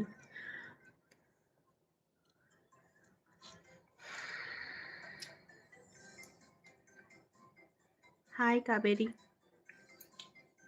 ꯆꯥꯛ ꯏꯁꯤꯡ ꯆꯥꯅꯔꯕꯣ ꯑꯩꯈꯣꯏꯁꯨ ꯃꯧ 3 ꯄꯨꯟꯅ ꯆꯥꯔꯝꯃꯤ ꯃꯤ 10 ꯃꯤ ꯀꯨꯟ ꯍꯥꯏꯁꯤꯗꯤ ꯑꯩꯈꯣꯏꯗꯩ ꯍꯦꯜꯂꯦ ꯑꯗꯣ ꯑꯩꯈꯣꯏꯁꯨ ꯑꯉꯥꯡ ꯆꯥꯎꯈꯠꯂꯛꯄ ꯍꯧꯒꯠꯂꯛꯇ ꯉꯥꯏꯔꯤꯕꯅꯤꯅ ꯑꯉꯥꯡ ꯂꯣꯏꯅ ꯁꯨꯅꯔꯀꯥꯟꯗꯗꯤ 10ꯁꯨ ꯍꯦꯟꯕ꯭ꯔꯥ ꯔꯦꯀꯣꯔꯠ ꯊꯨꯒꯥꯏꯕ꯭ꯔꯥ ꯈꯪꯗꯦ ꯑꯩꯈꯣꯏ ꯍꯧꯖꯤꯛ ꯆꯥꯔꯤꯁꯦ ꯑꯍꯟ 5 ꯂꯩꯔꯦꯀꯣ ꯑꯍꯟ 5 ꯂꯩꯔꯦ ꯑꯗꯨꯗꯒꯤ ꯃꯣꯏ ꯃꯆꯤꯟ ꯃꯅꯥꯎ 3 ꯂꯩꯔꯦ ꯑꯩꯈꯣꯏ ꯃꯧ 3 ꯂꯩꯔꯦ ꯑꯗꯒꯤ ꯏꯆꯥ 2 ꯂꯩꯔꯦ ꯏꯆꯥ ꯑꯃꯒ ꯂꯥꯛꯑꯅꯤ ꯑꯗꯩ ꯃꯤ 13 ꯁꯨꯗꯣꯏꯅꯦꯕ ꯑꯗꯩ ꯃꯈꯥ ꯇꯥꯔꯛꯑꯒ ꯑꯗꯨꯝ ꯇꯥꯟꯅꯔꯛꯄ ꯌꯥꯎꯔꯒꯅ ꯑꯗꯨꯝ ꯍꯦꯟꯒꯠꯂꯛꯇꯣꯏꯅꯤ ꯃꯤꯁꯦ ꯃꯤ ꯌꯥꯝꯕꯁꯤ ꯅꯨꯡꯉꯥꯏ ꯋꯥ ꯋꯥ ꯋꯥ ꯂꯥꯎꯅ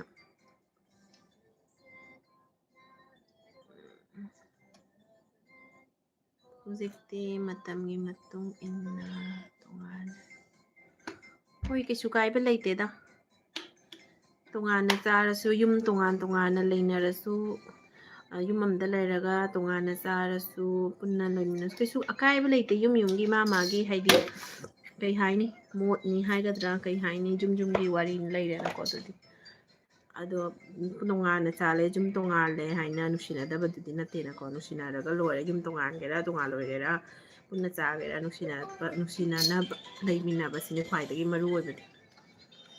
ꯄꯨꯟꯅ ꯆꯥꯔꯦ ꯅꯨꯡꯁꯤꯅꯅ ꯂꯩꯕ ꯉꯝꯗ꯭ꯔꯗꯤ ꯅꯨꯡꯉꯥꯏꯇꯦꯅꯀꯣ ꯑꯗꯨꯅ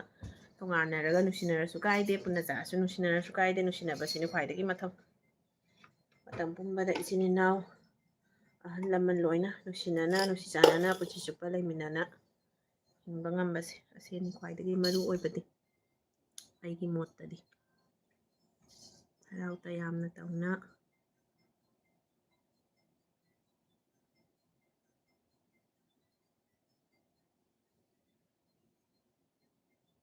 ꯑꯩꯈꯣꯏꯁꯨ ꯍꯋꯥꯏ ꯆꯝꯊꯣꯡ ꯆꯥꯏ ꯑꯩꯅ ꯍꯥꯏꯗꯨꯅꯤꯅꯦ ꯆꯝꯊꯣꯡꯗꯅꯤ ꯑꯣꯏꯅꯗꯣꯏꯁꯦ ꯁꯥꯕꯁꯤꯗ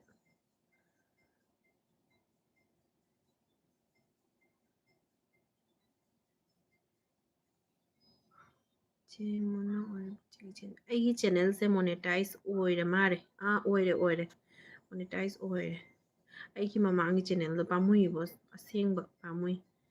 ꯑꯩꯒꯤ ꯑꯍꯥꯟꯕꯩ ꯆꯦꯅꯦꯜꯗꯣ 5K ꯌꯧꯈ꯭ꯔꯕ ꯌꯧꯗ꯭ꯔꯤ ꯃꯥꯜꯂꯦ 4 ꯁꯕꯁꯀ꯭ꯔꯥꯏꯕꯔ 4Kꯗꯤ ꯍꯦꯟꯈ꯭ꯔꯕ ꯀꯩꯅꯣꯝ ꯇꯧꯕꯅꯦꯕ ꯑꯗꯣ ꯑꯩ ꯏꯁꯇ꯭ꯔꯥꯏꯛꯁꯦ ꯑꯗꯨꯝ ꯂꯥꯛꯁꯜꯂꯛꯑꯦ ꯏꯁꯇ꯭ꯔꯥꯏꯛ ꯑꯅꯤꯔ ꯑꯍꯨꯝꯔ ꯑꯅꯤꯃꯨꯛ ꯑꯣꯏꯈ꯭ꯔ ꯃꯥꯜꯂꯦ ꯁꯨꯔꯦꯗ ꯑꯗꯒꯤ ꯄꯤꯟ ꯂꯥꯛꯄ ꯈꯣꯠꯄꯒꯤ ꯃꯣꯅꯦꯇꯥꯏꯁ ꯑꯣꯏꯔ ꯃꯇꯨꯡꯗ ꯑꯦꯗ꯭ꯔꯦꯁꯀꯤ ꯁꯦꯝꯕ ꯈꯣꯠꯄꯗ ꯄꯤꯟ ꯂꯥꯛꯄ ꯈꯣꯠꯄꯒꯤꯗꯁꯨ ꯁꯣꯏꯈꯤꯅ ꯇꯧꯋꯤꯔꯥ ꯀꯔꯤ ꯇꯧꯔꯤꯅꯣ ꯑꯩꯁꯦ ꯒ꯭ꯌꯥꯟ ꯇꯥꯍꯧꯗ꯭ꯔꯦ ꯑꯗꯨꯝ ꯇꯧꯁꯟꯈꯤꯕꯗ ꯁꯣꯏꯈꯤꯕ ꯌꯥꯎꯕ꯭ꯔꯥ ꯀꯔꯤ ꯇꯧꯅ ꯌꯥꯎꯔꯤꯅꯣꯈꯪꯗꯦ ꯄꯤꯟꯁꯦ ꯁꯨꯡꯂꯥꯛ ꯂꯥꯛꯈꯤꯗ꯭ꯔꯦ ꯄꯤꯟ ꯑꯗꯨꯗꯣ ꯑꯦꯗ꯭ꯔꯦꯁꯀꯤ ꯁꯦꯝꯕꯁꯦ ꯄꯤꯟ ꯂꯥꯛꯅꯕ ꯁꯦꯝꯕꯁꯦ 3-4ꯔꯛ ꯁꯦꯝꯃꯕꯅꯦꯕ ꯑꯍꯩꯕ ꯁꯤꯡꯗꯁꯨ ꯁꯦꯝꯍꯜꯂꯕꯅꯦꯕ ꯑꯗꯨꯁꯨ ꯁꯨꯡꯂꯥꯛ ꯂꯥꯛꯇꯦ ꯑꯗꯨꯝ ꯆꯥꯗꯅ ꯂꯩꯕꯗꯩꯗꯤ ꯇꯣꯛꯊꯣꯛꯑꯣꯗ ꯑꯅꯧꯕ ꯆꯦꯅꯦꯜ ꯑꯃ ꯑꯣꯏꯅ ꯍꯥꯡꯒꯦ ꯑꯩ ꯑꯗꯨꯝ ꯇꯟꯁꯜꯂꯛꯑꯦꯕ ꯃꯣꯅꯦꯇꯥꯏꯁ ꯑꯣꯏꯅ ꯂꯩꯔꯦ ꯄꯤꯟꯗꯣ ꯂꯥꯛꯄꯤꯗ꯭ꯔꯒꯗꯤ ꯀꯥꯟꯅꯗ꯭ꯔꯤꯗꯅꯀꯣ ꯑꯗꯨꯅ ꯑꯃ ꯑꯣꯏꯅ ꯍꯥꯡꯉꯦ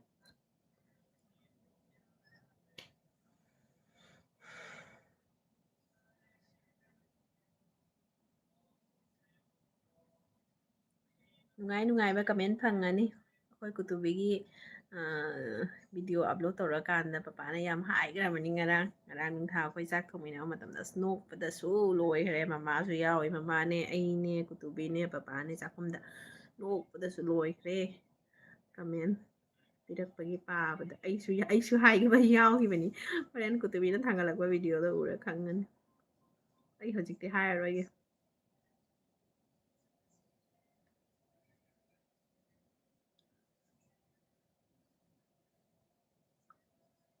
ꯀꯩꯒꯤꯅꯣ ꯈꯪꯗꯦ ꯀꯃꯦꯟꯁꯤꯡꯁꯦ ꯃꯔꯣꯟ ꯑꯃꯗ ꯂꯥꯛꯑꯦ ꯑꯩ ꯇ꯭ꯔꯥꯟꯁꯂꯦꯠ ꯇꯧꯔ ꯄꯥꯕꯗ ꯏꯆꯦ ꯍꯣꯏꯒꯤ ꯃꯧ ꯑꯍꯨꯝꯃꯛꯀꯤ ꯚꯤꯗꯤꯑꯣ ꯌꯦꯡꯕ ꯌꯥꯝ ꯅꯨꯡꯉꯥꯏꯇꯦ ꯍꯥꯏ ꯅꯪꯒꯤꯁꯦ ꯅꯨꯡꯉꯥꯏꯌꯦ ꯍꯥꯏꯗꯧ ꯃꯥꯜꯂꯦ ꯅꯨꯡꯉꯥꯏꯌꯦ ꯍꯥꯏꯗꯧꯁꯤꯒ ꯅꯨꯡꯉꯥꯏꯇꯦꯅ ꯏꯔꯦ ꯀꯩꯁꯨ ꯀꯥꯏꯗꯦ ꯇꯥꯏꯄꯤꯡ ꯃꯤꯁꯇꯦꯛ ꯑꯣꯏꯕ ꯑꯣꯏꯔꯝꯅꯤ ꯊꯦꯡꯀ꯭ꯌꯨ ꯑꯗꯨꯝ ꯁꯞꯄꯣꯔꯠ ꯇꯧꯕꯤꯌꯣ ꯑꯩꯈꯣꯏ ꯑꯍꯨꯝꯃꯛꯇ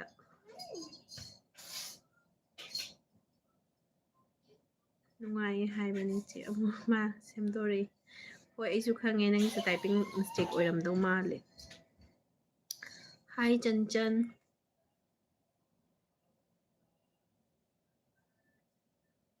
ꯏꯆꯦ ꯍꯣꯏ ꯃꯧ ꯂꯣꯏꯅ ꯐꯪꯈ꯭ꯔꯦ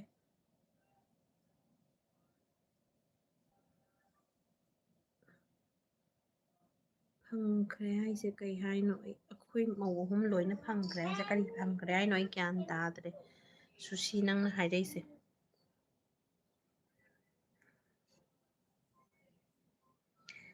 ꯄꯣꯃꯣꯒ꯭ꯔꯦꯅꯦꯠ ꯁꯨꯞ ꯌꯥꯝꯅ ꯄꯥꯝꯃꯤ ꯂꯐꯣꯏꯒ ꯑꯅꯤꯁꯦ ꯑꯣꯏꯅ ꯑꯗꯨꯝ ꯌꯥꯝꯅ ꯄꯥꯝꯃꯤ ꯂꯐꯣꯏꯒ ꯑꯅꯤꯁꯦ ꯑꯣꯏꯅ ꯑꯗꯨꯝ ꯄꯤꯖꯔꯦ ꯑꯩꯈꯣꯏꯒꯤꯗꯤꯅꯦ ꯄꯤꯛꯂꯤꯉꯩꯗꯒꯤ ꯂꯐꯣꯏꯁꯦ ꯂꯐꯣꯏ ꯆꯥꯕꯗ ꯑꯃꯨꯛ ꯂꯐꯣꯏꯁꯦ ꯄꯤꯛꯂꯤꯉꯩꯗ ꯄꯤꯖꯩꯌꯦꯕꯀꯣ ꯄꯤꯖꯗꯕ ꯅꯠꯇꯦ ꯈꯤꯇꯪ ꯈꯤꯇꯪ ꯄꯤꯖꯒꯦꯕ ꯄꯤꯖꯕꯗ ꯑꯣꯠꯊꯣꯛꯈꯤꯑꯕ ꯑꯃꯨꯛ ꯑꯗꯣ ꯑꯣꯠꯊꯣꯛꯈꯤꯕꯗꯩ ꯃꯥꯁꯦ ꯂꯐꯣꯏꯁꯦ ꯁꯨꯡꯍꯩ ꯍꯩꯅꯗ꯭ꯔꯦꯕ ꯆꯥꯕ ꯁꯨꯡꯉꯝ ꯉꯝꯗ꯭ꯔꯦ ꯑꯗꯨꯝ ꯂꯐꯣꯏꯁꯦ ꯎꯔꯒꯗꯤ ꯑꯉꯥꯡꯅꯤꯅꯅꯦꯀꯣ ꯂꯐꯣꯏꯁꯦ ꯂꯐꯣꯏ ꯂꯐꯥꯡꯒ ꯈꯤꯟꯗ ꯊꯝꯕꯁꯦ ꯑꯩ ꯀꯩꯅꯣ ꯇꯧꯗꯣꯏꯅꯤ ꯃꯥꯅ ꯆꯪꯉꯒ ꯍꯦꯛꯇꯅꯦ ꯈꯨꯗꯣꯏꯅꯦꯕ ꯃꯀꯨ ꯈꯣꯛꯑꯒꯅꯦ ꯍꯥꯏꯗꯤ ꯆꯥꯅꯤꯡꯕꯒꯤ ꯃꯑꯣꯡ ꯇꯧꯗꯣꯏꯕ ꯃꯆꯤꯟꯁꯦ ꯊꯦꯡꯉꯒ ꯆꯥꯕꯗꯤ ꯉꯝꯃꯣꯏꯗꯣꯏꯅꯦꯕ ꯃꯥꯁꯦ ꯆꯥꯕ ꯉꯝꯃꯔꯣꯏꯗꯣ ꯑꯩ ꯃꯅꯥꯛꯇ ꯂꯩꯕ ꯃꯤꯁꯤꯡꯗꯣ ꯂꯣꯏꯅ ꯏꯟꯗꯒꯤ ꯇꯥꯟꯅꯗꯣꯏꯅꯦ ꯃꯤꯗꯨꯅꯁꯨ ꯆꯥꯕꯤꯗ꯭ꯔꯦꯗꯅ ꯃꯤ ꯂꯩꯇ꯭ꯔꯦꯗꯅ ꯃꯥꯅ ꯆꯥꯅꯤꯡꯗ꯭ꯔꯦꯗꯅ ꯃꯀꯨꯁꯦ ꯈꯣꯛꯇꯣꯛꯑꯒ ꯂꯐꯣꯏꯁꯦ ꯂꯣꯏ ꯃꯦꯠꯈꯥꯏꯔꯒ ꯃꯈꯨꯠꯁꯤꯅ ꯂꯣꯏ ꯃꯦꯠꯈꯥꯏꯔꯒ ꯇꯧꯅ ꯁꯥꯟꯅꯗꯣꯏꯅꯦꯕ ꯂꯐꯣꯏꯁꯦ ꯎꯕꯗ ꯑꯗꯣ ꯄꯣꯃꯣꯒ꯭ꯔꯦꯅꯦꯠꯇꯤ ꯄꯥꯝꯃꯤ ꯃꯥꯁꯨ ꯑꯗꯣ ꯄꯣꯃꯣꯒ꯭ꯔꯦꯅꯦꯠꯁꯨꯅꯦ ꯂꯧꯊꯣꯛꯑꯒ ꯃꯔꯨ ꯑꯃꯃꯝꯇꯪ ꯆꯤꯛꯑꯒꯅꯦ ꯃꯔꯨ ꯃꯅꯨꯡꯒꯤ ꯃꯔꯨꯗꯣ ꯂꯧꯊꯣꯛꯑꯒ ꯆꯥꯗꯣꯏꯅꯦ ꯃꯥꯁꯦ ꯑꯗꯨꯃꯥꯏꯅ ꯆꯥꯏ ꯑꯦꯄꯜꯗꯤ ꯀꯌꯥ ꯊꯣꯏꯅ ꯆꯥꯕ ꯌꯥꯗ꯭ꯔꯦ ꯐ꯭ꯔꯨꯠꯁꯦ ꯆꯥꯕ ꯋꯥꯠꯂꯤ ꯏꯆꯥ ꯅꯨꯄꯥꯁꯦ ꯆꯥꯎꯏꯕ ꯀꯌꯥ ꯊꯣꯏꯅ ꯌꯥꯗꯦꯕ ꯃꯥꯁꯦ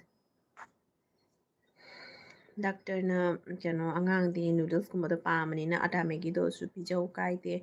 ꯀꯩꯅꯣ ꯃꯦꯗꯥꯒꯤ ꯃꯦꯒꯤꯗꯣ ꯅꯠꯇꯕꯗꯅꯦ ꯑꯇꯥ ꯃꯦꯒꯤꯗꯤ ꯄꯤꯖꯧ ꯍꯥꯏꯅ ꯍꯥꯏꯔꯛꯑꯦ ꯑꯗꯨꯅ ꯑꯇꯥ ꯃꯦꯒꯤ ꯃꯔꯛ ꯃꯔꯛꯇ ꯑꯗꯨꯝ ꯁ꯭ꯅꯦꯛꯁꯇ ꯑꯇꯥ ꯃꯦꯒꯤꯁꯨ ꯑꯗꯨꯝ ꯄꯤꯖꯩ ꯑꯗꯨꯁꯨ ꯌꯥꯏꯌꯦꯅ ꯍꯥꯏ ꯗꯣꯛꯇꯔꯅ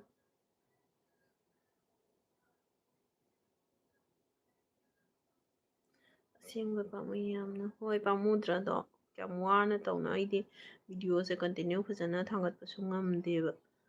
ꯑꯗꯨꯅꯅꯦ ꯋꯥꯅ ꯇꯧꯅ ꯍꯥꯡꯖꯔꯅꯤ ꯚꯤꯗꯤꯑꯣ ꯁꯦꯝꯕ ꯏꯗꯤꯠ ꯇꯧꯕꯁꯨ ꯋꯥꯏꯅꯀꯣ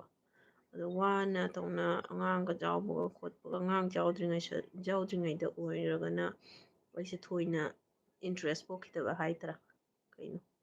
ꯑꯗꯨꯃꯥꯏꯅ ꯑꯣꯏꯈꯤꯕ ꯑꯗꯨꯅ ꯋꯥꯅ ꯇꯧꯅ ꯊꯥꯡꯒꯠꯈ꯭ꯔꯒ ꯚ꯭ꯌꯨꯒ ꯃꯌꯥꯝ ꯂꯥꯛꯄꯒ ꯌꯥꯎꯈ꯭ꯔꯤꯅꯦꯕ ꯑꯗꯣ ꯄꯤꯟꯗꯣ ꯂꯥꯛꯇꯗꯅ ꯑꯗꯨꯝ ꯂꯩꯈ꯭ꯔꯦ ꯑꯃꯨꯛꯀ ꯁꯦꯝꯁꯤꯔꯥ ꯍꯥꯏꯅ ꯆꯦꯅꯦꯜꯗꯨꯕꯨꯗꯤ ꯑꯩ ꯊꯤꯡꯖꯟꯗꯦ ꯍꯧꯖꯤꯛꯁꯨ ꯂꯩꯔꯤꯕꯅꯤ ꯁꯔꯆ ꯇꯧꯔꯗꯤ ꯐꯪꯒꯅꯤ ꯍꯧꯖꯤꯛꯁꯨ ꯂꯩꯔꯤꯕꯅꯤ ꯆꯦꯅꯦꯜꯗꯣ ꯑꯩ ꯊꯤꯡꯖꯟꯗꯦꯕ ꯑꯃꯨꯛꯀ ꯇ꯭ꯔꯥꯏ ꯇꯧꯅ ꯑꯃꯨꯛꯀ ꯌꯦꯡꯒꯦ ꯇꯧꯋꯤꯅꯦ ꯑꯩꯅ ꯌꯥꯕ꯭ꯔꯥꯅ ꯑꯁꯤꯒꯤꯗꯤ ꯄꯤꯟ ꯂꯥꯛꯇ꯭ꯔꯤꯗ ꯃꯣꯅꯤꯇꯥꯏꯁ ꯑꯣꯏꯕꯗ ꯉꯥꯏꯔꯤ ꯄꯤꯟꯗꯤ ꯂꯥꯛꯇ꯭ꯔꯤ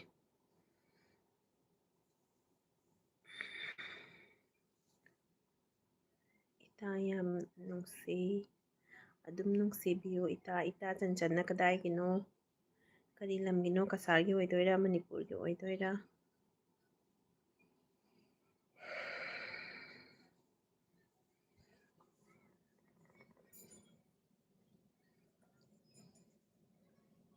ꯏꯆꯥꯅꯨꯄꯥꯁꯦ ꯆꯥꯕ ꯑꯣꯛꯈ꯭ꯔꯦ ꯇꯨꯝꯅꯤꯡꯉ ꯃꯥꯜꯂꯦ ꯃꯥꯁꯦ ꯀꯥꯈꯠꯈꯔꯦ ꯁꯣꯔꯤ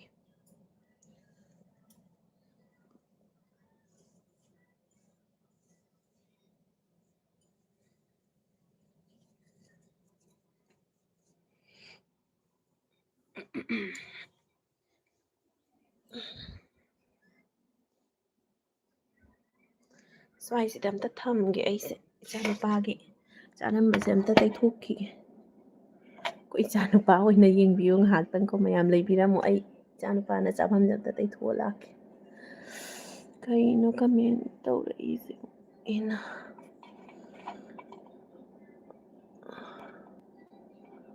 ꯀꯔꯤ ꯍꯥꯏꯕ ꯃꯦꯁꯦꯖ ꯗꯤꯂꯤꯠ ꯇꯧꯈ꯭ꯔꯦ ꯄꯥꯍꯧꯕ ꯅꯪꯍꯧꯗ꯭ꯔꯦ ꯃꯦꯁꯦꯖ ꯗꯤꯂꯤꯠ ꯇꯧꯕꯅ ꯍꯥꯟꯈ꯭ꯔꯦ ꯍꯥꯟꯅꯒꯤ ꯃꯦꯃꯣꯔꯤ ꯃꯌꯥꯝꯗꯨꯁꯨ ꯅꯨꯡꯉꯥꯏꯇꯦ ꯍꯣꯏ ꯃꯦꯃꯣꯔꯤ ꯃꯌꯥꯝ ꯚꯤꯗꯤꯑꯣꯗꯤ ꯑꯗꯨꯝ ꯂꯩꯗ ꯑꯩ ꯀꯛꯊꯠꯇꯦꯕ ꯆꯦꯅꯦꯜꯗꯣ ꯍꯥꯟꯅꯒꯤ ꯆꯦꯅꯦꯜꯗꯣ ꯀꯛꯊꯠꯇꯕꯅꯤꯅ ꯚꯤꯗꯤꯑꯣ ꯑꯗꯨꯝ ꯂꯩ ꯑꯗꯨꯝ ꯁꯔꯁ ꯇꯧꯔꯒꯁꯨ ꯂꯧꯒꯅꯤ ꯀꯛꯊꯠꯂꯣꯏꯗ ꯑꯩ ꯑꯗꯨꯝ ꯇ꯭ꯔꯥꯏ ꯇꯧꯅꯦꯕ ꯍꯥꯏꯗꯤ ꯄꯤꯟꯗꯣ ꯂꯥꯛꯄꯒꯤ ꯑꯦꯗ꯭ꯔꯦꯁꯇꯣ ꯁꯦꯝꯕ ꯈꯣꯠꯄ ꯌꯥꯔꯒꯗꯤ ꯄꯤꯟꯗꯣ ꯂꯥꯛꯆꯔꯗꯤ ꯀꯥꯏꯗꯦ ꯆꯦꯅꯦꯜ ꯑꯅꯤꯃꯛ ꯑꯗꯨꯝ ꯄꯥꯏꯔ ꯂꯣꯏꯔꯦꯀꯣ ꯃꯌꯥꯝ ꯂꯩꯕꯤꯔꯝꯃꯣ ꯏꯆꯥꯅꯨꯄꯥ ꯁꯣꯝꯗ ꯐꯃꯨꯡꯗ ꯐꯝꯃꯤꯁꯦ ꯌꯦꯡꯉꯒꯀꯣ ꯉꯥꯏꯍꯥꯛꯇꯪ ꯂꯩꯔꯝꯃꯨ ꯃꯤꯅꯤꯠ 5ꯃꯨꯛꯇꯪ ꯑꯩ ꯏꯆꯥꯅꯨꯄꯥꯅ ꯆꯥꯔꯝꯕꯁꯦ ꯑꯝꯇ ꯇꯩꯊꯣꯛ ꯈꯣꯠꯇꯣꯛꯇꯅ ꯇꯧꯈꯤꯒꯦ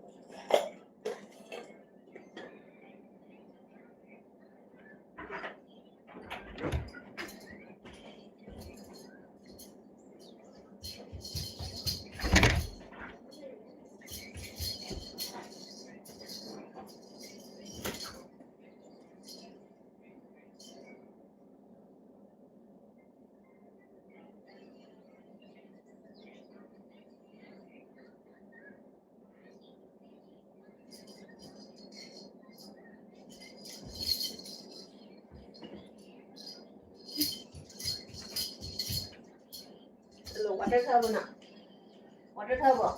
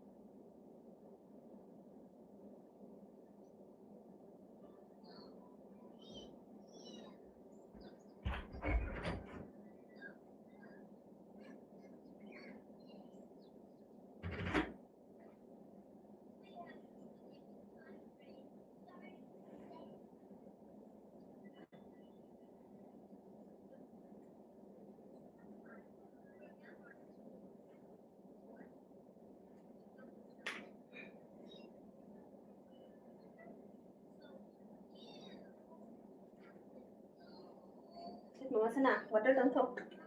Water tang thok. Water thok. Na mama chai water thok tri.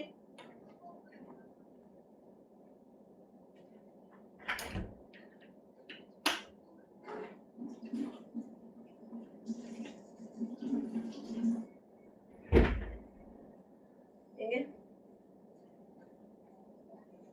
Lain nari po maya. Boleh.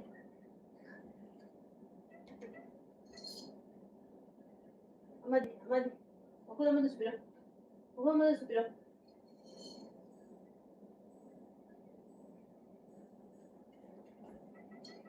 Water thok ko over. Water thok rendra. Ha?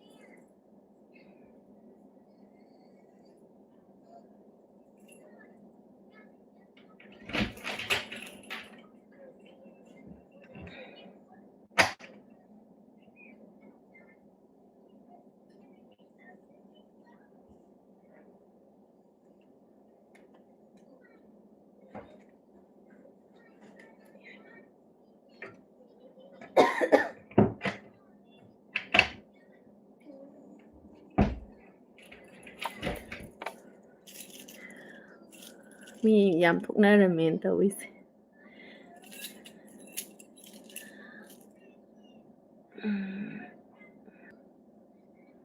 ꯑꯩꯒꯤ ꯆꯦꯅꯦꯜꯁꯤꯁꯦ ꯚ꯭ꯌꯨꯒ ꯀꯥꯗ꯭ꯔꯦꯗ ꯃꯤꯁꯤꯡꯁꯦ ꯌꯨꯇꯨꯕꯀ ꯌꯦꯡꯗ꯭ꯔ ꯃꯥꯜꯂꯦ ꯅꯪꯁꯨ ꯕ꯭ꯂꯣꯛ ꯄꯥꯏꯕ꯭ꯔꯣ ꯈꯪꯗꯦꯅꯦ ꯑꯩꯁꯨ ꯌꯦꯡ ꯇꯥꯔꯦ ꯅꯪꯒꯤ ꯆꯦꯅꯦꯜꯗ ꯀꯩꯀꯩ ꯑꯞꯂꯣꯗ ꯇꯧꯕ ꯚꯤꯗꯤꯑꯣ ꯌꯨꯇꯨꯕꯁꯦꯀꯣ ꯑꯃ ꯇꯧꯕꯅꯦꯕ ꯚꯤꯗꯤꯑꯣ ꯑꯞꯂꯣꯗ ꯇꯧꯕꯁꯦ ꯍꯥꯏꯗꯤ ꯑꯗꯨꯝ ꯇꯧꯔꯝꯕꯗꯒꯤꯅꯦ ꯑꯃꯨꯔꯛ ꯑꯅꯤꯔꯛꯀ ꯂꯦꯞꯄꯨꯕ ꯇꯥꯔꯒꯗꯤꯅꯦ ꯍꯦꯛꯇ ꯂꯥꯛꯇꯕꯅꯦ ꯑꯁꯦꯡꯕꯅꯤ ꯑꯩꯈꯣꯏꯅ ꯍꯥꯏꯗꯤ ꯊꯥꯡꯉꯩ ꯁꯦꯡꯅ ꯃꯤꯅ ꯌꯥꯝꯅ ꯈꯪꯅꯅ ꯄꯥꯝꯅꯅ ꯑꯩꯈꯣꯏꯁꯨ ꯄꯥꯝꯅꯔꯝꯒꯅꯤ ꯄꯥꯝꯅꯔꯝꯗꯕꯗꯤ ꯅꯠꯇꯦ ꯄꯥꯝꯅꯔꯣꯏ ꯍꯥꯏꯕ ꯄꯥꯝꯅꯔꯝꯃꯣꯏ ꯍꯥꯏꯕ ꯅꯠꯇꯦꯀꯣ ꯑꯩꯁꯦ ꯄꯥꯝꯅꯅ ꯌꯦꯡꯅꯔꯝꯕꯁꯨ ꯃꯤ ꯌꯥꯎꯅꯔꯝꯒꯅꯤ ꯑꯗꯨꯏꯁꯨ ꯂꯩꯗꯅꯀꯣ ꯀꯩꯅꯣ ꯇꯧꯗꯕ ꯍꯥꯏꯗꯤ ꯌꯥꯝ ꯁꯥꯊꯤꯅ ꯐꯥꯎꯈꯤꯕ ꯈꯣꯠꯈꯤꯕꯗꯣ ꯑꯣꯏꯗꯕ ꯅꯠꯇꯕꯅꯤꯅꯅꯦ ꯑꯄꯤꯛꯄ ꯀꯩꯅꯣ ꯑꯃ ꯑꯣꯏꯕꯅꯤꯅ ꯀꯩꯅꯣ ꯇꯧ ꯇꯥꯏꯌꯦꯕ ꯍꯥꯏꯗꯤ ꯚꯤꯗꯤꯑꯣ ꯑꯞꯂꯣꯗ ꯇꯧꯕꯁꯦ ꯑꯩꯁꯨ ꯍꯥꯏꯖꯔꯤꯕꯗꯨꯉꯥꯏ ꯑꯩꯁꯨ ꯉꯝꯗꯦ ꯚꯤꯗꯤꯑꯣ ꯑꯞꯂꯣꯗ ꯇꯧꯕꯁꯦ ꯀꯟꯇꯤꯅ꯭ꯌꯨ ꯑꯗꯨꯝ ꯇꯧꯅ ꯆꯠꯈ꯭ꯔꯒꯗꯤꯕ ꯃꯤꯗꯨꯅ ꯑꯩꯈꯣꯏꯁꯨ ꯁꯞꯁꯀ꯭ꯔꯥꯏꯞ ꯇꯧꯕꯅ ꯌꯦꯡꯕꯤꯔꯝꯕ ꯃꯤꯗꯨꯅ ꯀꯥꯎꯕ ꯉꯝꯗꯦꯅꯀꯣ ꯑꯩꯈꯣꯏꯅ ꯁꯥꯊꯤꯅ ꯐꯥꯎꯈꯤꯕ ꯃꯤꯃꯛꯇꯣ ꯅꯠꯇꯕꯅꯤꯅꯅꯦ ꯑꯗꯨꯝ ꯐꯥꯎꯈꯤꯅ ꯐꯦꯃꯁ ꯑꯣꯏꯈꯤꯅ ꯂꯩꯈꯤꯕ ꯃꯤꯗꯨꯅ ꯃꯤ ꯀꯥꯎꯅꯗꯦ ꯃꯤꯅ ꯑꯗꯨꯝ ꯌꯦꯡꯅꯤꯡꯕꯁꯨ ꯄꯣꯛꯏ ꯃꯥꯗꯣ ꯀꯃꯥꯏꯅ ꯇꯧꯈ꯭ꯔꯒꯦ ꯍꯥꯏꯅ ꯃꯌꯥꯝꯅ ꯂꯩꯗꯅ ꯑꯗꯣ ꯑꯩꯈꯣꯏꯗꯤ ꯑꯗꯨꯒꯨꯝꯕ ꯌꯥꯝꯅ ꯑꯆꯧꯕꯃꯛꯇꯤ ꯅꯠꯇꯕꯅꯤꯅꯅꯦꯀꯣ ꯚꯤꯗꯤꯑꯣꯁꯦ ꯑꯩꯈꯣꯏꯕꯨ ꯅꯨꯡꯁꯤꯕꯤꯅ ꯆꯥꯝꯃ ꯑꯃ ꯆꯅꯤ ꯑꯃꯗꯨꯅ ꯑꯗꯨꯝ ꯌꯦꯡꯕꯤꯕꯀꯣ ꯑꯇꯩ ꯃꯌꯥꯝ ꯑꯗꯨꯝ ꯌꯦꯡꯉꯝꯕꯗꯒꯤ ꯑꯩꯈꯣꯏꯅ ꯊꯥꯡꯒꯠꯂꯛꯇꯅ ꯍꯞꯇꯥꯃꯨꯛ ꯈꯪꯗꯦ 3-5ꯅꯤ ꯈꯪꯗꯦ ꯊꯥꯡꯒꯠꯂꯛꯇꯅꯒ ꯂꯩꯈ꯭ꯔꯗꯤ ꯑꯗꯨꯝ ꯀꯥꯎꯕꯁꯨ ꯌꯥꯎꯅꯔꯤꯅꯦꯕ ꯑꯗꯨꯒꯤ ꯋꯥꯔꯤꯅꯤ ꯑꯩꯅ ꯍꯥꯏꯁꯦ ꯌꯥꯝ ꯐꯥꯎꯅ ꯁꯥꯊꯤꯅ ꯐꯥꯎꯈꯤꯗꯅ ꯍꯥꯏꯗꯤ ꯀꯩꯅꯣꯒ ꯌꯧꯈꯤꯗꯅ 100K ꯌꯧ ꯈꯣꯠꯇꯅ ꯁꯞꯁꯀ꯭ꯔꯥꯏꯕꯔꯁꯦ ꯑꯣꯏꯈꯤꯕ ꯇꯥꯔꯒꯗꯤ ꯃꯤꯅ ꯀꯥꯎꯅꯗꯦꯕ ꯑꯗꯨꯝ ꯌꯦꯡꯉꯦ ꯑꯗꯨꯗꯤ ꯅꯨꯃꯤꯠ 5ꯅꯤ ꯂꯦꯞꯀꯦꯔꯥ 4ꯅꯤ ꯂꯦꯞꯀꯦꯔꯥ 5ꯅꯤ ꯍꯞꯇꯥ ꯑꯃꯨꯛꯀ ꯂꯦꯞꯄꯁꯨ ꯑꯗꯨꯝ ꯃꯥꯒꯤ ꯀꯩꯅꯣ ꯚ꯭ꯌꯨꯗꯣ ꯑꯗꯨꯝ ꯂꯥꯛꯏ ꯅꯠꯇ꯭ꯔꯗꯤ ꯂꯥꯛꯇꯦꯕ ꯑꯩꯒꯤꯁꯦ ꯄꯥꯔꯁꯦꯜꯒꯤ ꯑꯩ ꯄꯥꯔꯁꯦꯜꯁꯦ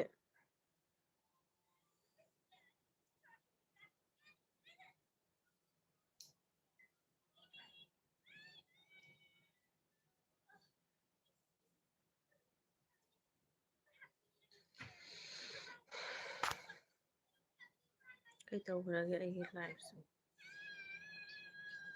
ꯆꯨꯝꯃꯦ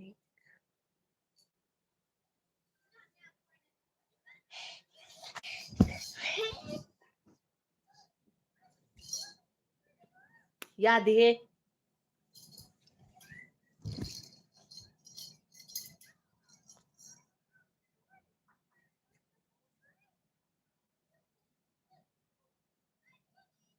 ꯑꯃꯨꯛꯀ ꯂꯥꯛꯆꯔꯒꯦ ꯑꯩꯒꯤ ꯀꯩꯅꯣꯁꯦ ꯀꯦꯃꯦꯔꯥꯁꯦ ꯑꯣꯟ ꯑꯣꯏꯕ ꯌꯥꯗ꯭ꯔꯦ